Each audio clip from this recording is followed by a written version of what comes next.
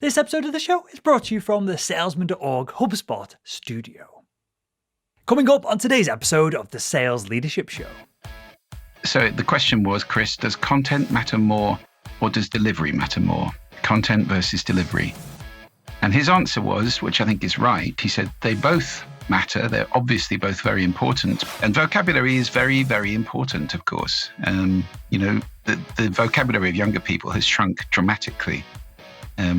Most of them are using something like 800 words, and that's not very many.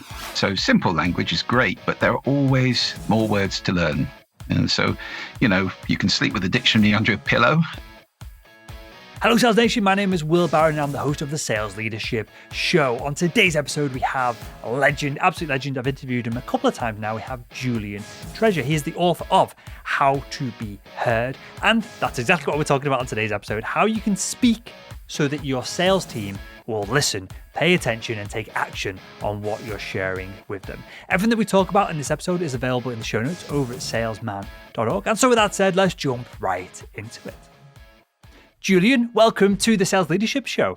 Thank you, Will. Thanks for having me again. I'm more than happy to have you back on, mate. Okay, so we're going to dive into how we can speak so our sales team actually listens to us on this episode of the show. And I'm going to tee you up with, it's unfortunately a cliche question, but I think there will be a ton of valuable information that will come out the back of it. Cliche as it is, Julian, when we want our sales team to listen to us, is it the words that we say, the physical language that we use, or is it how we say it that is most important when we're trying to effectively communicate with other people? Yeah, that is a great question. And do you know, I asked exactly that question to Chris Anderson, the head of TED, when I interviewed him for my book. And so the question was, Chris, does content matter more or does delivery matter more? Content versus delivery. And his answer was, which I think is right, he said they both matter. They're obviously both very important. But if he had to choose one, it would be content. Because if somebody is saying something earth-shattering, but doing it in a sort of shambling, boring, or rather amateurish way, you'll kind of stick with them because it's important. Whereas if somebody is speaking vapid nonsense, but doing it brilliantly, that's just irritating. That's, as you say, that's the fair assessment. And as you say that, I don't know if you've heard, I'm sure a lot of the audience will, there's a recent Joe Rogan podcast. He had Elon Musk on. I don't know if you listened to that podcast or if you watched that one specifically. Okay, so Elon Musk is, I think it's fair to say, somewhat on a spectrum of genius, of something else, whatever it is, right? And I don't feel like he communicates as well as what he perhaps could do. And clearly he's had tons of training on communication and he speaks somewhat eloquently, but it's not particularly interesting. But the content, I was gripped with all the science that he was discussing and his plans of getting people on Mars and the point of that and the science behind space travel and rocket travel. I was absolutely gripped. So that I guess that's the point that proves your rule here of if the content is exceptional, then everything else can kind of follow behind that.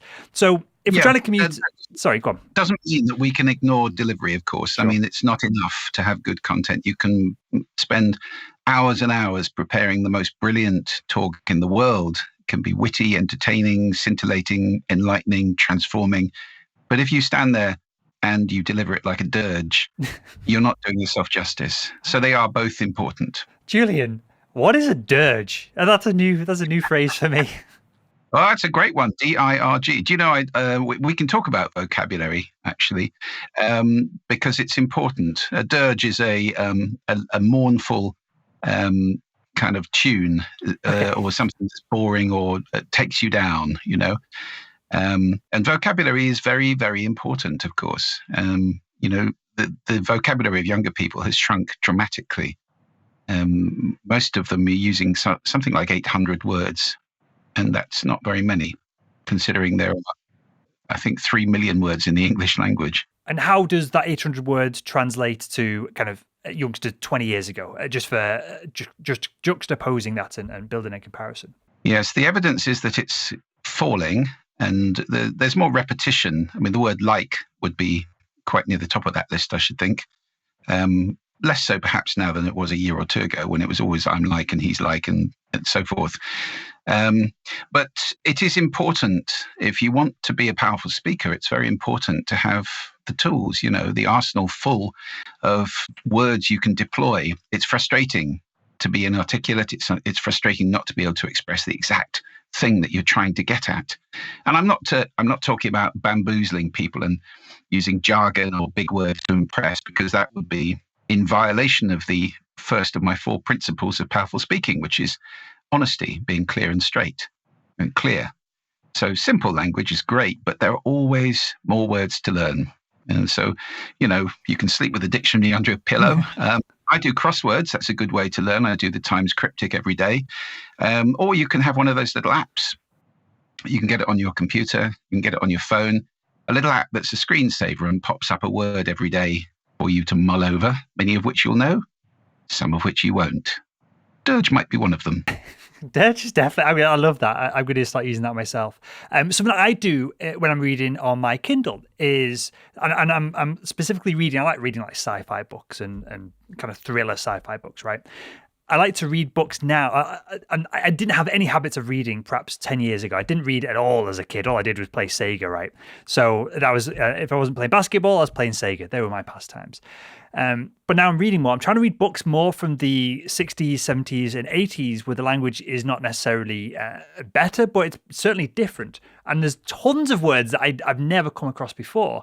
Perhaps I should have come across them, but I haven't. And so on the Kindle, just for the audience here, I guess a tip, you can hold down or select a keyword, and if you're on the Wi-Fi or if you've got the 3G Kindle, it will connect to Wikipedia and it'll explain what the word is. So then I bookmark those words and I just build a big list of them to go back over and have a look in the future.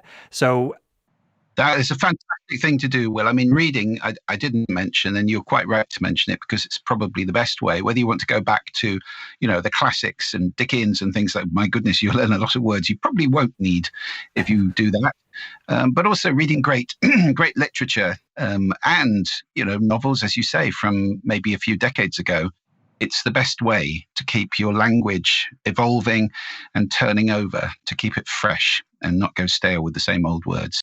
For sure. You mentioned something really important here, and I don't want to gloss over it, and that is this idea of we don't want to bamboozle people by using fancy words, but we want to use words that are more descriptive and accurately describe what we are talking about. So how do we build that balance? Because I know that I find myself using words like juxtapose when there's probably an easier and more clear way to describe comparing. Well, the word is compare, isn't it? I don't need to use that kind of 20 cents word when there's a 1 cent word that can replace it. How do we manage that? I guess in real time as well.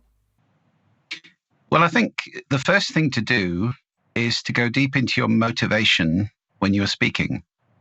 I talk about 2 human habits which really get in the way of us getting the ball over the net, of us being fully heard, of people really getting what you're saying. And the first of those is looking good, which is what you're talking about. That's why I put the H of honesty in there, being clear and straight. It's not about looking good, it's about getting the ball over the net, not posing. Looking good tends to lead to competitive speaking. It leads to that flowery language. Mm-hmm. And although, of course, jargon and in words can be also just as easily the result of laziness and habit, going forward. To your point, let's develop some synergy here. I mean, all that kind of business speak, I would strip that right out of sales presentations and keep it elegant and classic and straightforward. So looking good is a motivation that we have to be aware of. If you stand in front of a room of people to make a sales presentation and your main motivation is to impress them with yourself, you're selling the wrong thing. Aren't you? I mean, you're not actually selling yourself, unless you want a job, of course, and in which case that's completely the objective here. But if you're representing a product or a service, a company, then that's what needs to impress them. Yes, they need to feel that you're capable, confident, competent, impressive speaker. You're good at what you do because that'll reflect on the business, but it's not the main motivation.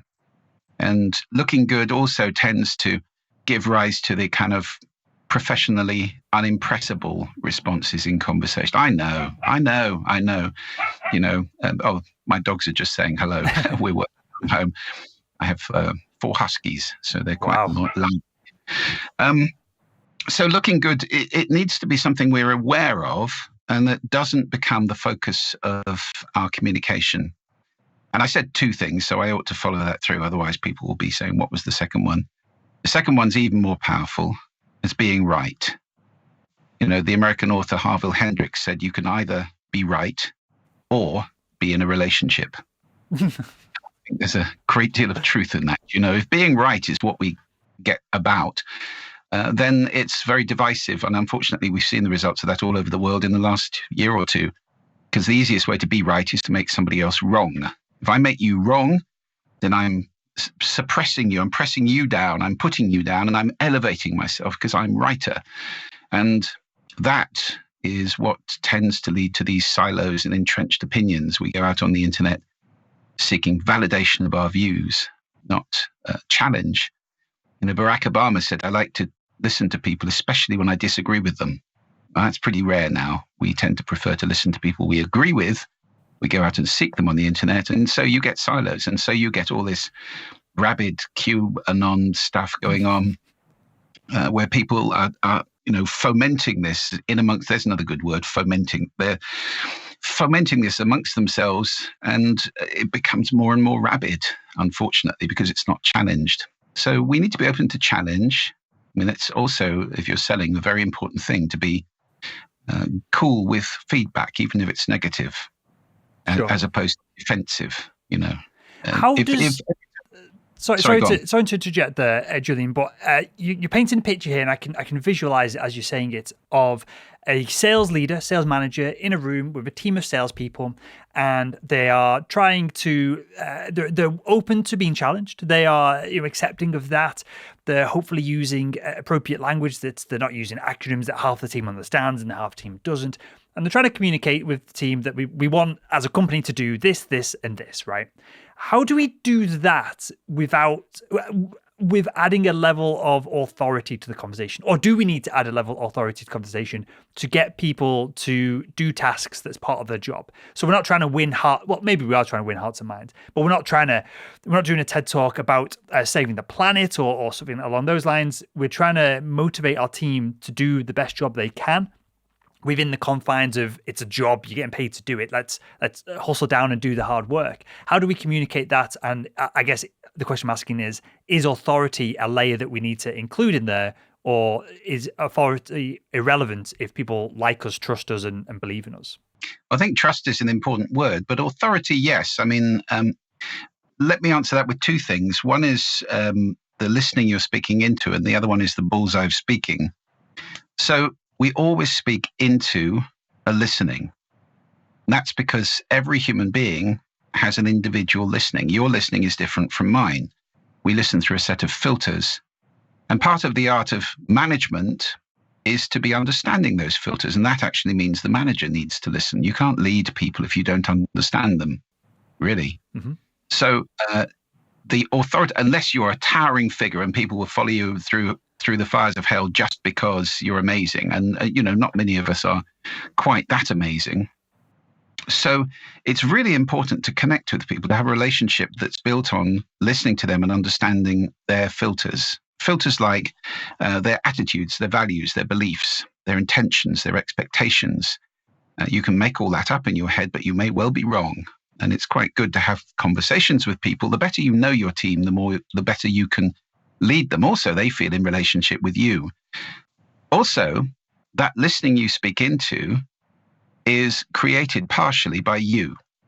So it's a synthesis of 2 things: the listening of the person or people in the room put together, and what they know about you. So the moment you walk into the front of that room, if you've been leading that team for a few years, they have a listening for you because of the way you've been. So our words and our actions create a listening for us. If you want to have authority, you need to behave in a way that creates authority. And that is to say, not people-pleasing, not weak, not going back on your word. Integrity is the I of my 4 principles of powerful speaking. HAIL, H-A-I-L. I is integrity, which means being your word. If you say it, it happens. We'll do that over a period of time, and you create authority, don't you? So the moment you step out in front of people, they're listening because whatever you say is going to happen. And the opposite of that does not create authority. So that's speaking into the listening. It's knowing the listening you're speaking into and creating a listening that fosters that feeling of authority. The other answer I wanted to give you is the why. Because, Simon Sinek's excellent TED Talk talks about the why. I always do it as a bullseye with why at the center, and then around it, what, and then around that, how. The three things you need to explain to people if you're saying, here's the new target, or here's what we're going for, or here's a new project. The thing everybody wants to know is, why are we going to do this? And if you give them a why that's passionate and exciting and, picture this a year from now, that kind of why, the outcome, this is what we're going to achieve, you will have authority, you will have people on side immediately. Then you can deal with the what exactly we're going to do and exactly how we're going to do it. I love it. So just to recap on something here, if someone is perhaps a new sales leader, so a lot of the people listening to this show in particular are new to sales management, new to sales leadership, whether it's a management role, VP sales role, CRO role, whatever it is. Before we have that big team meeting, it seems like there's value in perhaps connecting with as many of these individuals who's going to be in the big team meeting as possible to find out their filters, to build that little bit rapport beforehand. Is that how we go about having a constructive meeting at the end of the process, as opposed to, I guess, maybe that seems counterintuitive, that we want to get everyone in a room and chat to them up front and give everyone an opportunity to voice their opinions in that moment? Yes, obviously you want to know as much as you can about the team when you come into it. It's like a football manager joining a club, isn't it? You need to know, who are the leaders? Who are the people who influence many of the others? Because if you get those people on side, you have quiet meetings with them and you understand them and you align your intentions with their intentions and make it clear that you're pointing in the same direction, that what you want to achieve is going to be good for them. Then after you stand in front of everybody, even if you haven't had a chance to do that with everybody, the rest will be turning to those leaders and say, what do you think? Listen, trust me, he's good. And suddenly you've got everybody on your side. So I would say that's very, very important, to identify the leaders in advance, which you can do by talking to other people in the organization, maybe by observing the team a little bit. But it's pretty clear. Most people know who the leaders are from the outside. Identify them and forge the relationship with them. I would certainly do that before standing in front of everybody and laying your cards on the table. It makes total sense. And I love the way that this mirrors the sales process as well, of when we're selling into especially large enterprise accounts. We want to find the leaders or the influencers or whatever sales methodology you're following. There's a term for them. Those individuals who will speak on your behalf, who will sell on your behalf in the account, because they can, is it fair to say that they can amplify your message within a B2B sale? And then internally, these individuals can amplify your message within your internal stakeholders as well. Absolutely. I mean, sometimes there's one decision maker and that's your target. But in many cases, you're talking about a network of people who are influencers or who have opinions, who are ultimate sanctioners. Finance people might be involved and they have to sign it off. So you need to make sure that you've covered all the bases, don't you? And it's the same when you take over a team. You think about, what's the nature of the team? Find out as much as you can about the people, the leaders, the stragglers, the people who are suffering, the people who are struggling to keep up, the people who are driving it, the innovators. And of course, you've got all of those Myers-Briggs personality types in the team and DISC personality types in the team. You may have that information, which would be very useful to look at in advance. And you may have, I always divide people into why, what, and how people. Largely, you get people who are very involved in the why and driven by the passion. Other people who just love the big picture. Just tell me what we've got to do and I'll get on with it. Never mind why, I like doing things. And then you have the how people. I remember in my magazine publishing company, we would all sit around the table. We were all kind of high D, high I kind of people, very inspired and get on with it people. And the circulation manager was completely the opposite. He was very high C. And we'd all go, this is such a great idea. It's absolutely brilliant. Yeah, let's do it. And at the end of the meeting, you go, hang on, what about this? Yeah. And we'd all go, oh, God. And he was right. It didn't work because we'd forgotten the big thing. You need some of those people in a team, as well as the let's go get them people. Otherwise, you can take off without the wings or something like that. It can be a big mess. How much stock do you put into personality assessments? And there's multiple ones, Myers-Briggs, DISC. Over at salesman.org, we have a personality test that helps customize our training programs for individual salespeople as well. Amongst other things, it's personality as well as kind of sales knowledge. How much stock do you put into these tests? And is there any specifically that you'd recommend for a sales manager, sales leader to give to their team so that they can better understand them? Well, I'm not in the business of recommending any of them because I think they're all interesting. They all have their proponents and their critics. And I would certainly advise anybody to go online and have a look at both of those 2 points of view.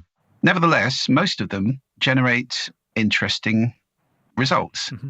And if you've got that information, it certainly can be a factor. I mean, I would always make my mind up based on meeting somebody, sitting in a room with them.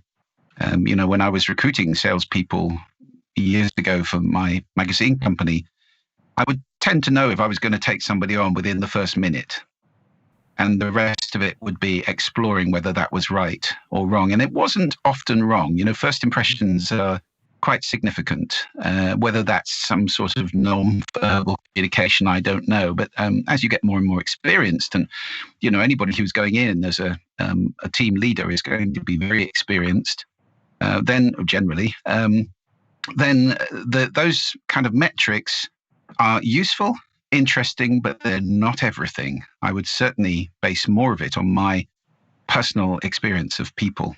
Sure. The reason I ask, and you answered that perfectly, Julian, was that's my experience as well. It might be a good starting point, but it should all be verified in a conversation, if nothing else, or even better, in multiple conversations. Because one of the biggest critiques I have, even about our own personality test over at salesman.org, is that it's capturing an individual in a moment of time. Our platform does allow people to adjust it, and it counts kind of over time. And as you do more training, it adjusts itself. But most personality tests are a moment in time, and who knows? You might have had one of your huskies might have been poorly that morning. We've just got a golden retriever puppy, so at the moment I'm stressed, and my hands are all torn to shreds from all the puppy biting, and so it could have just been a bad moment that you've caught the individual when you're doing the assessment as well. So I love the answer. It's almost a case of I love the way I love this word you used. It's interesting. So it's interesting, but verify is probably how I would put my spin on that. So you mentioned something interesting here, Julian, and you said this first impression. So I don't want to get into perhaps the science behind of body language and all these different things because that could be a conversation in its own right. But is there anything we should be doing, again, as a sales leader who has, rightly or wrongly, has seemingly that authority in a relationship with an individual who's below us or in the corporate hierarchy? Is there anything that we should or shouldn't be doing to leave a good impression on them, rather than assuming that they're going to listen to us because we have that perceived authority? Yes, absolutely. One thing that stands head and shoulders above everything else, and that is listen. Listen to them. The basis of all of my work is that it's not a straight line, I speak, you listen. It doesn't work like that. Actually, it's a circle. Speaking and listening are involved in a dynamic, circular relationship all the time. Because the way I listen to you will affect the way you listen to me. The way I speak will affect the way you listen. The way you speak will affect the way I listen. There's all these relationships going on dynamically all the time. It's a kind of organic process.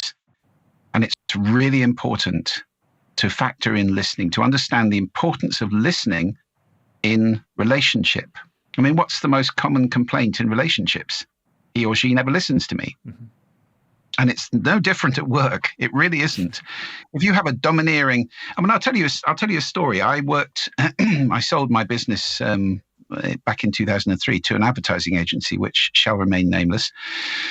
And the London wing of that advertising agency, their London office, which is a very major agency in London, was run by a guy who at the time had a reputation for being terrifying. He didn't listen to people. He shouted at them.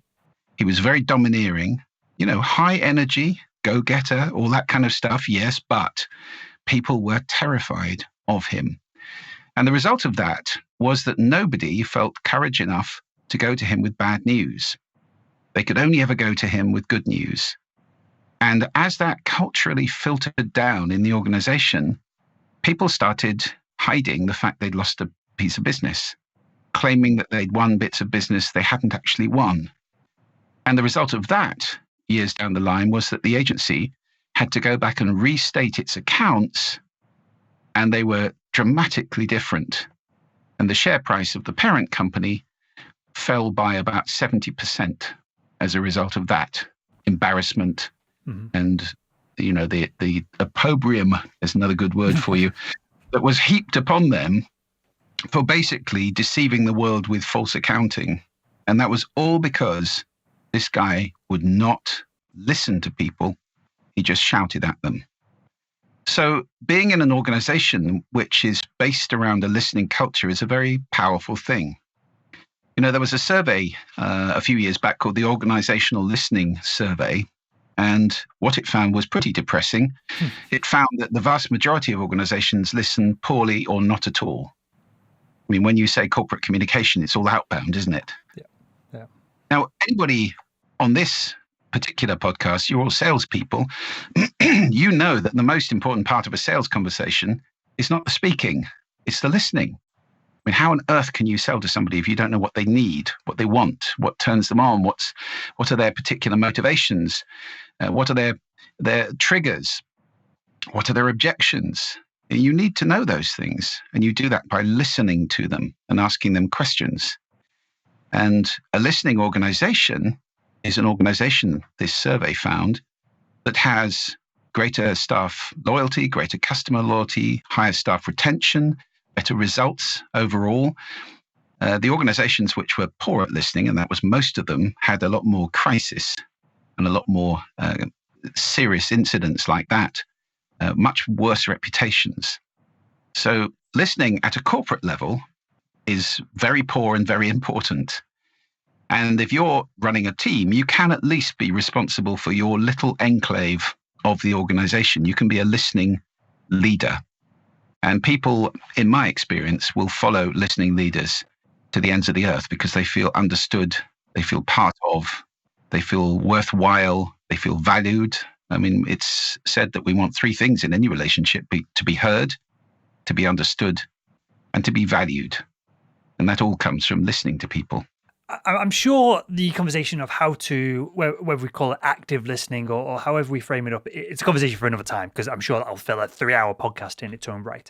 But is there anything we can do, and I don't want to just pay this lip service, but is there anything we can do from a structural standpoint of weekly check-ins or daily messages to see how people are? Is there anything that we can do to build a framework to enable us to be in a situation where we can actively listen more often? Because I know there's going to be a lot of people that listen to this conversation now, Julian, who say, I would love to have this conversation with my team. I'd love to have this conversation with my sales manager. I would love to connect with them, and I want to hear them. I want to understand them better, but we just don't have time. It's physically, it just doesn't happen. The best wishes of the team is to get together on this, and this, and we never manage to get it done. Is there anything, I guess, corporately, structurally, that we should be putting into place to force some of this or to force us to have the opportunity to implement some of this? Yes, I would say it doesn't take very long, really. I can't think of many things that are more important, but certainly if you've got a team of 10 people, then it wouldn't take you very long to have a 10-minute session with each of them once a week. Yeah. That's 100 minutes. So an hour and 40 minutes. And if you do them pretty much back to back, it's a couple of hours. You've checked in then with the whole team once a week. Now, many great managers have done things because they're managing such complex organizations. They've done things like say, I want the entire report on one piece of paper, please. If you say, I'm going to have a 10-minute or even a 5-minute call with you once a week to go through your issues, your intentions, your experiences, your forecasts, whatever it might be, it really doesn't take very long. And then you have a full team of people who are completely committed. Mm-hmm. I can't think of many things that are more important if you're running a sales team than getting them fully motivated and understanding what's going on in each of their worlds. I mean, surely if you're not doing that at all, what are you doing? What is all that time being spent on? Is it reporting? In which case, maybe you have a conversation with the people you're reporting to saying, this is too onerous. I mean, I can't, creating all these spreadsheets is taking my whole week. And that's not actually productive. Doesn't make any money. Yeah. And you've answered this with your previous question, but I really want to make this clear. These check-ins are a 10-minute phone Zoom conversation. They're not a series of questions that are sent over on an email on Monday morning. No. Face to face. I mean, we can't do it face to face now, although hopefully the vaccines are actually kicking in and it won't be too long before we'll be back face to face up to a point. I've been doing quite a lot of interviews for my own podcast or for the Sound Agency's podcast on the future of the office, and nobody believes it's going to be the same as it was. It'll be different, but we will go in where meetings are needed, where face-to-faces are needed. I think in that case, we can do these face-to-face. Then it becomes just people coming into your office one after the other. Sure. Right now, it would be Zoom or Skype or FaceTime or something like that. And so, it's still a lot better to go face-to-face and have a conversation like this, because speaking and listening are iterative and they're powerful. They carry emotion. You can read people far better. I mean, I don't know how many times anybody listening to this has sent an email and been terribly misinterpreted. I never meant that. Well, that's what it sounded to me. We kind of make up so many parts of the vocal toolbox when we're reading something. There's no timbre, there's no prosody or prosody, there's no pace to it. You have to imagine all those things. Would you rather read a play or see a play acted? It's more power when you actually can hear the words. Love it. Well, that's very clear. I appreciate that. The audience appreciates that as well, Julian. With that, mate, we'll wrap up here. I want you to tell us a little bit. We talked about it before we click record. And as soon as we wrap up, I'm literally going to go and check it out. You've done a video analysis of your TED Talks. Tell us where we can find that and tell us a little bit more about it as well. Yeah, it seemed a good idea for me to do this because the TED Talk I did on speaking, and that is really sticking your head above the parapet, isn't it? If you go and stand on a TED stage and speak about speaking, you better be sure you can do it well. And fortunately for me, I think it was a good result, and it's certainly gone crazy. I mean, the number of views. So what I wanted to do was to take it apart and understand why that talk had become the 5th most watched TED Talk of all time, with 80 million views or something like that. So I got together with Neil Gordon, who's somebody I know in America. He's a speaker coach in the US. And we had a video call where the two of us went through that speech, watching a bit, stopping it, talking about what I'd done, what I hadn't done, what was right, what was wrong, why this had worked. And we created a video. And that's about 50 minutes of analysis. And there's just so many learnings about how to be powerful when you're standing in front of a bunch of people. It doesn't matter if it's 2 people or 2,000 people. It's the same principles. So if you guys have to present, this is gold dust. And it's absolutely free. You can get it on my website, which is just juliantreasure.com. And it's available on the front page. Just pop in your email and we'll send you a link to the video. And I hope you enjoy it, because it really has got a real bundle of fascinating stuff that we managed to tease out of that 12-minute talk. Amazing stuff. Well, I'll link to that in the show notes to this episode over at salesman.org. And you mentioned you've been doing some interviews on your own front on the future of work. Give us a plug for those podcasts as well, Julian. Yeah, they'll be coming out fairly soon, actually. That's from my company, the Sound Agency, which is an audio branding company. So we're in the business of designing sound for workspaces now. And I think probably in about 2 weeks' time, maybe 3 weeks' time, we'll be launching the podcast. And you'll be able to find that on thesoundagency.com/podcast. But not just yet. I've got one more to record, and then we're ready with the first 10. And my friends at Podcast Network Solutions are going to publish it all in a couple of weeks' time. Amazing stuff. Well, we will retrospectively add that to the show notes to this episode over at salesman.org when it all goes live. So with that, Julian, I appreciate your time, your insights on all of this. I feel I've interviewed you a couple of times now, and I feel each time I'm having to cut the conversation short because I am super interested and intrigued into sound, your background, and everything else that goes along with it. So I appreciate all of that, mate. And I want to thank you again for joining us on the Sales Leadership Show. Anytime. It's always fun.